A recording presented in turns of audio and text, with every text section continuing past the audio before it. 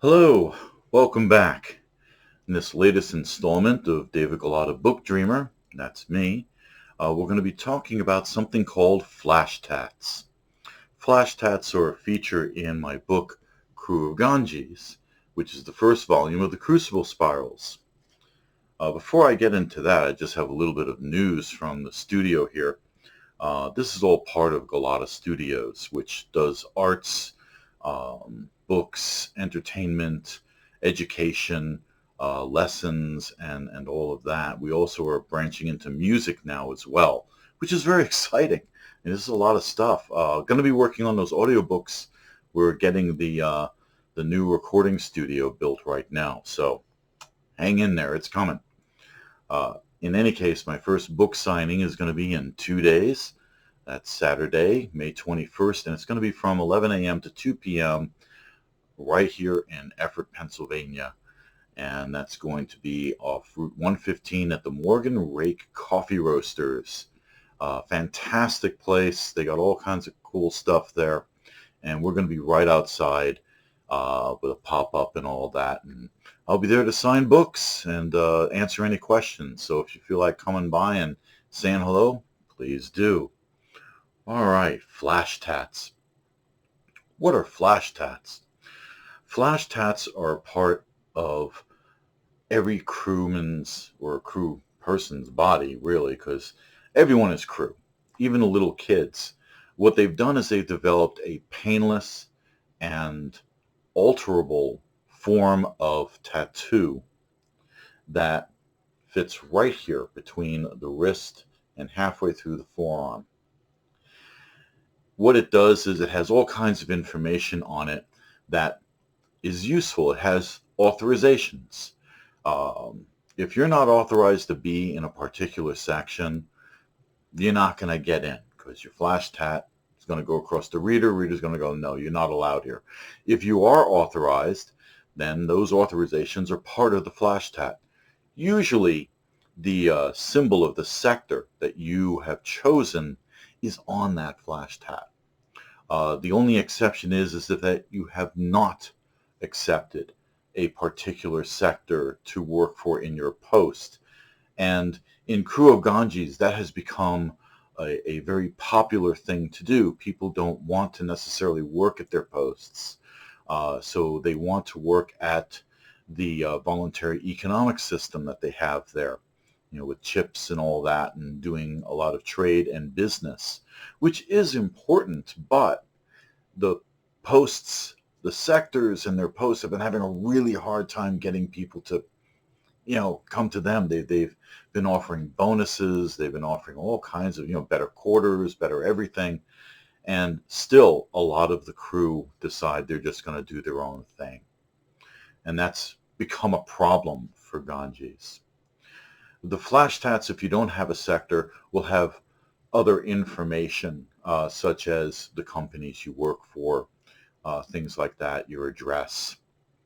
They also will contain your blood type, medical sector information, which is only accessible by medical sector. If Stellar Sector wants to check out your medical sector flash tat piece, they're not going to have any success with that. And Naga itself will block such attempts because Naga understands that there's so little privacy in Ganges that certain things should be private, especially if it's under its control. Privacy is not something that's really well known in Ganges. They don't really talk about it a lot. You're inside of a spaceship that is constantly under surveillance by the AI. It's constantly under surveillance by the sectors.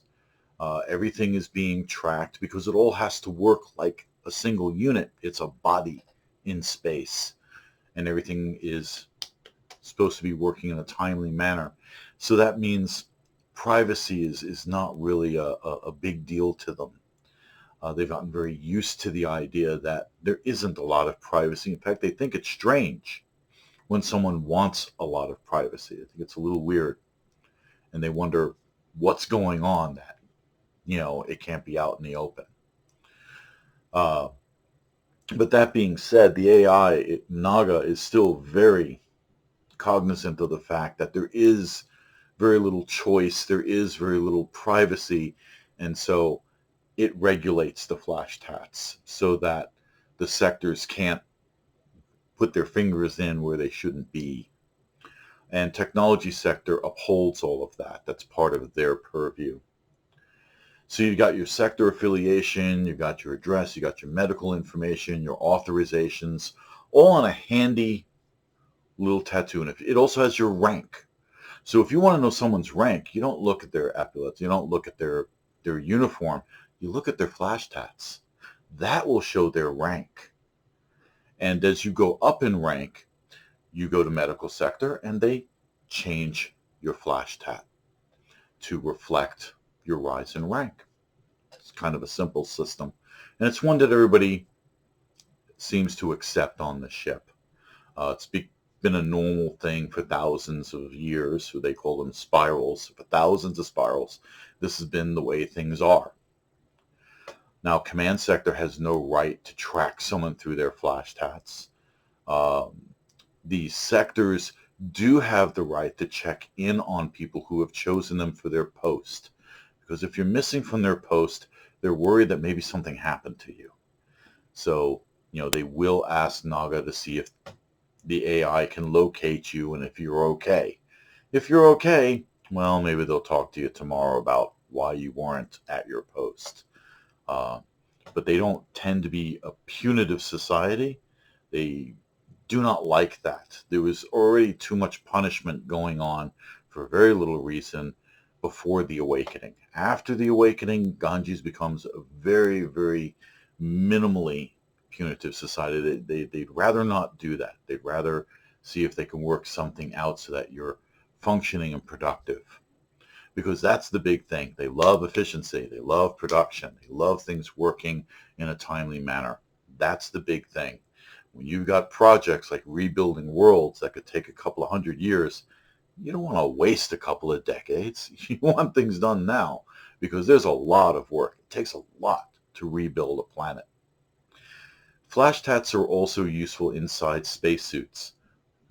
How does that work? You're wearing a vacuum suit. You're completely covered so that you're not, going to decompress and explode. You're not going to freeze to death. And you have air to breathe. So your whole body has to be covered up. There are Flashtat readers on the inside of the arms of VACCON suits. VACCON is short for vacuum construction suits. And those readers keep an eye on your vitals because the Flashtat also changes color with things like blood pressure and with temperature. So it almost acts like a mood ring. It's kind of odd. But if someone's Flashtats are really, really dark purple, they're probably really upset about something. But if it's like a really, yellow, maybe, towards the green, they're okay. They're not, really stressed out. If they're in the red, there may be an emergency there. It also, the Flashtat also will track your pulse. So it's kind of funny. It's almost like the human race has been given tails, like on a dog. If a dog's happy, the dog tail is wagging. If the dog's upset, their tail reflects that. It's part of their way of showing emotion. Well, the Flashtat has done the same thing.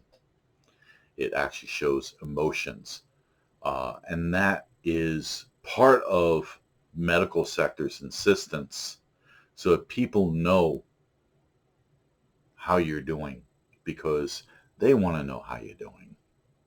If you're in a tin can all alone in the depths of space, they want to keep track of how you're doing. So the Flashtats are very, very useful for that. If you're in a vacuum suit and you're out on the hull or you're working on an asteroid and something happens to you and you can't call in for help, if that Flashtat starts freaking out because your pulse has gone up, your blood pressure is going all over the place, they will notice. Someone will notice. The reader on the inside of the suit will inform the AI that there's a problem, and then the AI takes care of it from there by alerting whoever can help, whether it's a harbor tug coming to pick you up and bring you back in, or whether it's medical sector in one of its ambulances, depending on what's needed. So the flashtats are also used for that. They also denote whether or not you have a mate. This way, again, if something happens to you, who do they contact? Well, if you have a registered mate, then they will contact that person or persons and let them know that they should please come to medical sector because your mate has been hurt and they have some questions, or you need to be there to show them some support, and they will contact. So who you have registered as a mate is also on the flashtats. Children, their flashtats, the student rank, the novices, their flashtats also reflect who their parents are. So this way, if a child is lost, Naga can find their parents and they can come and pick them up. If there is a problem between the child and the parents, then medical sector will step in to potentially intervene if there is a problem, an emotional problem, or a cultural problem. And that does crop up. I mean, humans are humans. So there's going to be issues that arise, although not as much as they might have elsewhere because the culture is so radically different from the one that we experience here on Earth. The flashtats are also very useful for medical sector in particular because that is their first warning system as to how you're doing, and everything that they have to do for any crew member who happens to be in medical sector, well, their information is right there for them, and that's a very handy thing to have. This way you know what their allergies are, you know what other surgeries they may have had, any dietary requirements, all of that is on the flashtats. In fact, if a doctor were to give a crew member a special diet for any kind of condition or anything that they need, that will be put on their flashtats. So when they order food from the food dispensers, well, you have a prescription diet, and that's what's going to come up on the food dispenser. Like I said, there's not a lot of privacy in Ganges, and there's not a lot of choices, but they try to make up for it by making the environment as pleasant and open as possible. And that has led to a lot of changes in the cultures that are involved. And we're going to get to that at a future installment here. But for now, I just wanted to focus on the flashtats themselves. Now, there is a bit of a criminal enterprise in creating fake flashtats. Yeah. Sometimes a flashtat technician can be bribed or sometimes blackmailed into creating false flashtats that have legitimate authorizations. This is rare. It is a little unusual, but again, it has become more and more of a problem. And this relates a lot to the background conflicts that are going on in Ganges. So I told you guys before, no spoilers, and I mean that, no spoilers here. If I'm going to do an episode with spoilers, I will mention that right from the start, but there's no spoilers here. This is just background information so that if you decide to dive into the book, starting with the crew of Ganges here, then you will have some background knowledge to help you. All of this is in the book in one form or another, and there is a glossary also at the end of the book that has a lot of these terms in it, but I wanted to give everyone a lot of background information on this because I think it's complex enough to warrant it. So I hope that you have enjoyed this little installment, and I will be seeing you next week after my book signing. I'll let you know how that goes, good or bad. Doesn't matter. It's going to be a good time. I know I'm going to enjoy myself. And hope to see people there. So it's going to be fun. I'm looking forward to it. This is my first one, so I'm just very excited, very, very excited. I hope you've enjoyed today's little chat, and I look forward to seeing you all next week. So take care, everyone, and thank you for watching.